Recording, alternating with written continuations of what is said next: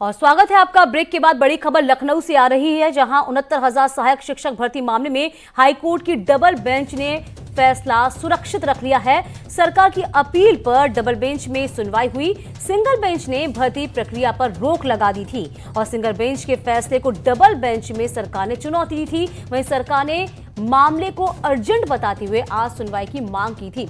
इधर जस्टिस पंकज कुमार जायसवाल और जस्टिस दिनेश कुमार सिंह की बेंच ने यह आदेश सुरक्षित रख लिया है।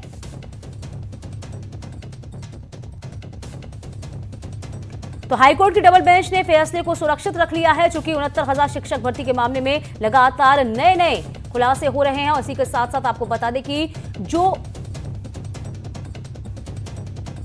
ऋषभ हमारे संवाददाता इस पूरी खबर पर बने हुए हैं। ऋषभ, क्या कुछ मेन बिंदु रखे थे सरकार ने, जानकारी?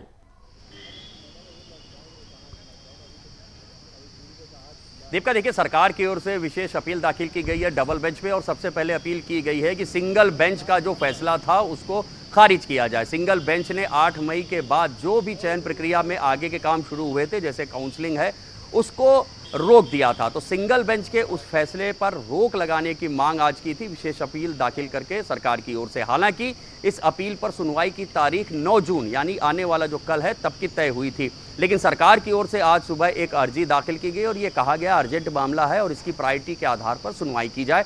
जिसके बाद डबल बेंच ने आज दोनों पक्षों को सुना है और डबल बेंच ने इस सुनवाई के बाद अपना आदेश सुरक्षित रख लिया है। डबल बेंच का जो आदेश होगा कि क्या सिंगल बेंच के आदेश को रद्द किया जाए, वो अब कल आएगा। तो कल का दिन, दीपिका, बहुत अहम हो जाता है कि क्या सिंगल बेंच ने जो फैसला दिया था उसके ऊपर अब डबल बेंच क्या आदेश देती है सरकार की विशेष अपील पर। दीपिका, बिल्कुल। अब जिस तरीके से हम लगातार ये देखते आ रहे हैं, इस पूरे मामले को लेकर कहीं ना कहीं जो तमाम अधिकारी हैं उनकी कार्यप्रणाली जो है वो भी कटघरे में खड़ी हुई है, क्योंकि यहाँ पर 69,000 शिक्षक हैं जो रोजगार से सीधा जुड़ा हुआ मामला है युवाओं के। तो वो भी एक आस लगा के ऋषभ जरूर बैठे हुए हैं कि जल्द से जल्द इस मामले का समाधान हो।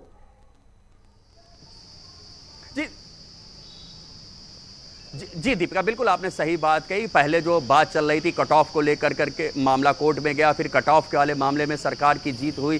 सरकार ने सोचा जल्द से जल्द हम रिजल्ट इसका डिक्लेयर कर दें और जल्दी से जल्दी अपॉइंटमेंट लेटर देके इस प्रक्रिया को आगे बढ़ाया जाए। लेकिन इसी बीच एक नया विवाद सामने आ जाता है कि जो आंसर की सरकार की ओर से, विभाग की ओर से रिलीज की गई, उसमें 4 प्रश्नों के उत्तर गलत पाए गए।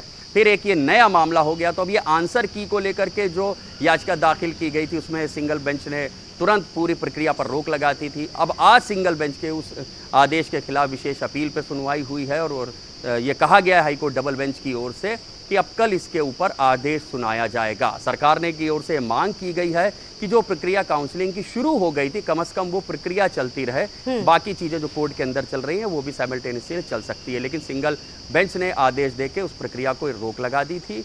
अब कल तय होगा डबल बेंच क्या आदेश देती है सरकार की विशेष अपील पर। क्या जो प्रक्रिया पर रोक लगाई थी सिंगल बेंच ने, उस आदेश को डबल बेंच खारिज करती है या कोई नया आदेश जारी करती है? बिल्कुल। तो कल का दिन बेहद महत्वपूर्ण है। तमाम जानकारी देने के लिए बेहद शुक्रिया। तो बेसिक शिक्षा विभाग में टीचर भर्ती को लेकर कांग्रेस महासचिव प्रियंका गांधी ने यूपी सरकार पर सवाल उठाए हैं। प्रियंका गांधी ने ट्वीट कर लिखा है, 69,000 शिक्षक भर्ती घोटाला उत्तर प्रदेश का व्यापक घोटाला है। इस मामले में गड़बड़ी के तथ्य सामने नहीं है। डायरियों में स्टूडेंट्स के नाम, पैसे का लेन देन, परीक्षा केंद्रों में गड़बड़ी, हेरफेर, इन गड़बड़ियों में रैकेट का शामिल होना, ये सब दर्शाता है कि इसके तार काफी जगहों से जुड़े हैं। मेहनत करने वाले युवाओं के साथ अन्याय नहीं होना चाहिए। सरकार अगर न्याय नहीं दे सकी तो इसका जवाब आंदोलन से दिया जाएगा।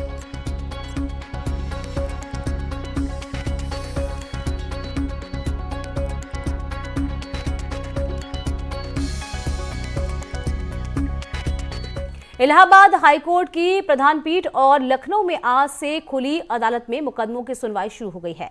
लॉकडाउन के चलते अब तक खुली अदालतों में मुकदमों की सुनवाई नहीं हो पा रही थी। अब अनलॉक लाइन दाखिले पर जो एजेंसी है उसके आधार पर वीडियो कॉन्फ्रेंसिंग के जरिए अब जो सुनवाई है वो की जानी है।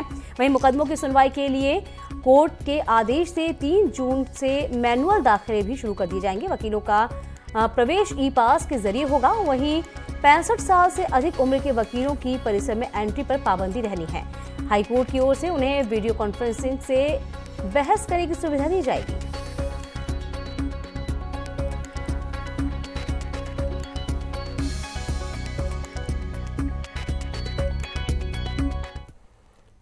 योगी सरकार की तारीफ को लेकर प्रतिक्रियाएं शुरू हुई हैं। बीजेपी नेता विजय सोनकर शास्त्री ने इसे योगी के काम पर दूसरे देशों की मोहर बताया है। तो आरजेडी सांसद मनोज झा ने कहा है कि यही तारीफ विपक्षी नेताओं की होती तो कथित राष्ट्रवादी सवाल उठाना शुरू कर दी जाते।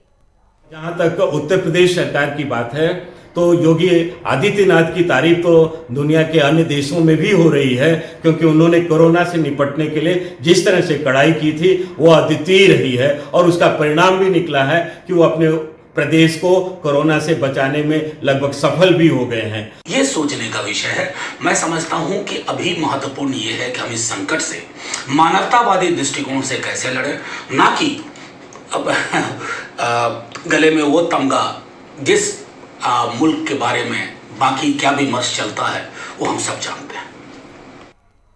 इधर अमेठी से बड़ी खबर आ रही है, जहां दो पक्षों में चले हैं जमकर लाठी डंडे और दोनों ओर से पथराव हुआ है। पुरानी रंजिश के चलते मारपीट का मामला सामने आया। मुंशीगंज के हसरन दुबे जुटीपुर की घटना है। देखिए तस्वीर हम आपको दिखा रहे हैं किस तरीके से लाठी डंडे दोनों पक्षों में चले हैं। जमीन विवाद का पूरा मामला बताया जा रहा है। चाहे महिलाएं हों चाहे पुरुष हों, हाथों में लाठी डंडे लेकर एक दूसरे पर भांजते नजर आए हैं। पूरा मामला अमेठी का है।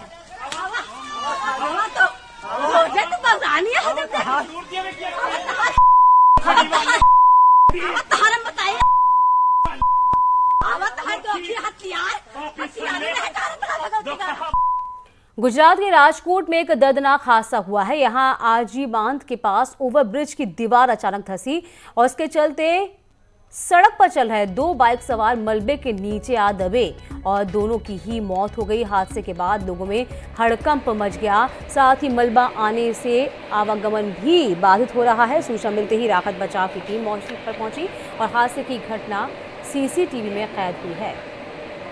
तो तस्वीर आप देखिए, बेहद डरावनी तस्वीरें, चूंकि ब्रिज किस तरीके से गिरता है। ओवर ब्रिज है, भर भरा कर गिरा। दो बाइक सवार नीचे जा रहे थे और इसी बीच इस ब्रिज के नीचे वे आकर दब गए। निसर्ग जब से आया है उसके बाद चक्रवात के बाद से बारिश जो है उसका सिलसिला कम होने का नाम नहीं ले रहा है। चाहे बात हम गुजरात की करें चाहे महाराष्ट्र की करें। हम तस्वीर फिलहाल आपको राजकोट गुजरात की दिखा रहे हैं, जहाँ एक पुल भर भरा कर गिर जाता है, दो युवक इसके नीचे दब जाते हैं।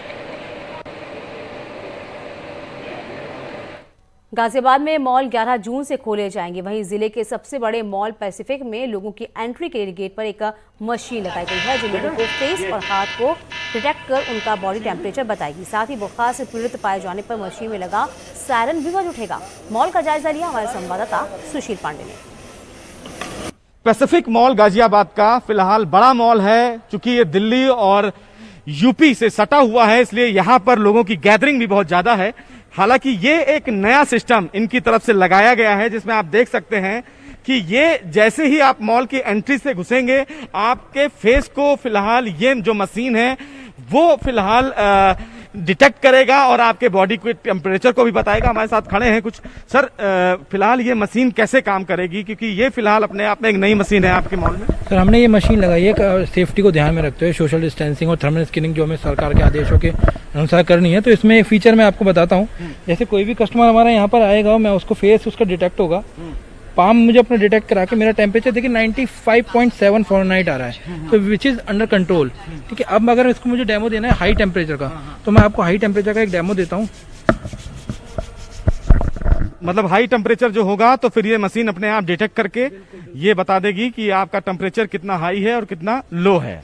हालांकि इस पूरे मशीन के द्वारा अगर कोई व्यक्ति हाई टेम्परेचर में है तो फिलहाल उस व्यक्ति के टेम्परेचर को देखने के बाद ये मशीन अलार्म करेगी। उसके बाद जो संबंधित अधिकारी हैं, यहाँ पर जो संबंधित स्टाफ हैं, वो उसकी देखरेख करेंगे। पूरे मॉल को सैनिटाइज किया गया है। जिम्मेदारी बहुत ज्यादा है मॉल के तमाम जो प्रबंधक हैं उनके ऊपर, उससे ज्यादा प्रशासन और सरकार की गाइडलाइन पालन करने का। ऐसे में न्यूज 18 भी आपसे यही अपील कर रहा है कि अगर आप घर से निकल रहे हैं तो तमाम सुरक्षा का ध्यान रखें और जो प्रशासन और जो भी मॉल जो नियम आपको बता रहे हैं उनका पालन करें ताकि आप भी सुरक्षित रहें और लोग भी सुरक्षित रहें। कैमरामैन योगी के साथ सुशील पांडे, न्यूज 18 गाजियाबाद। और लखनऊ से बड़ी खबर आ रही है, जहां मुलायम कुनबे में सुलह के आसार नजर आ रहे हैं। तो मुलायम कुनबे में सुलह के आसार नजर आ रहे हैं, क्योंकि जिस तरीके से खबरें आ रही थी कि कहीं ना कहीं शिवपाल और अखिलेश यादव आपस में मिल जाएंगे। तो ऐसी खबरें आ रही है। तमाम जानकारी के साथ हमारे संवाददाता अलाउद्दीन इस पूरी खबर पर। अलाउद्दीन, क्या कुछ जानकारी? बहुत बड़ी खबर और खासतौर से समाजवादी कुनबे से जुड़ी हुई बड़ी खबर है। शिवपाल सिंह यादव ने एक पत्र लिखा है अखिलेश यादव को। न्यूज 18 के पास तो एक्सक्लूसिव पत्र मौजूद है। उसमें उन्होंने अखिलेश यादव का न सिर्फ धन्यवाद दिया है, विधानसभा सदस्यता जो खत्म करने की याचिका दी गई थी समाजवादी पार्टी की तरफ से, जो याचिका को वापस लिया गया है। एक तो पहली लाइन में उन्होंने उनको धन्यवाद दिया है। इसके अलावा जो 3 लाइनें बहुत महत्वपूर्ण इस पत्र में है उसका जिक्र करना चाहूंगा। उन्होंने इस पत्र में लिखा है कि मुझ पर विश्वास करने के लिए एक बार फिर से आपका कोटिशः आभार। इसके अलावा सकारात्मक हस्तक्षेप और इस राजनीतिक परिधि में आपके नेतृत्व में एक नव राजनीतिक विकल्प का जन्म होगा। इसमें सबसे इंपॉर्टेंट लाइन जो आखिर की है कि आपके नेतृत्व में। तो क्या ये पत्र जो अखिलेश यादव को लिखा गया है, जो अखिलेश यादव को शिवपाल सिंह यादव ने हिडन पत्र भेजा है धन्यवाद का, तो जो क्या उस लाइन में जो आखिरी लाइन में लिख रहे हैं कि आपके नेतृत्व में जो नव राजनीतिक चेतना होगी, यानी उत्तर प्रदेश में जो एक राजनीतिक घटनाक्रम बड़ा होगा विधानसभा चुनाव में, या जो नई राजनीति का विकल्प तैयार होगा, तो क्या नेतृत्व अब शिवपाल सिंह यादव ने मान लिया है? जी बिल्कुल, ये देखना बहुत दिलचस्प होगा कि आगे क्या कुछ होता है इस सपा के कुनबे में। और इसी के साथ इस बुलेटिन में अभी के लिए बस इतना ही।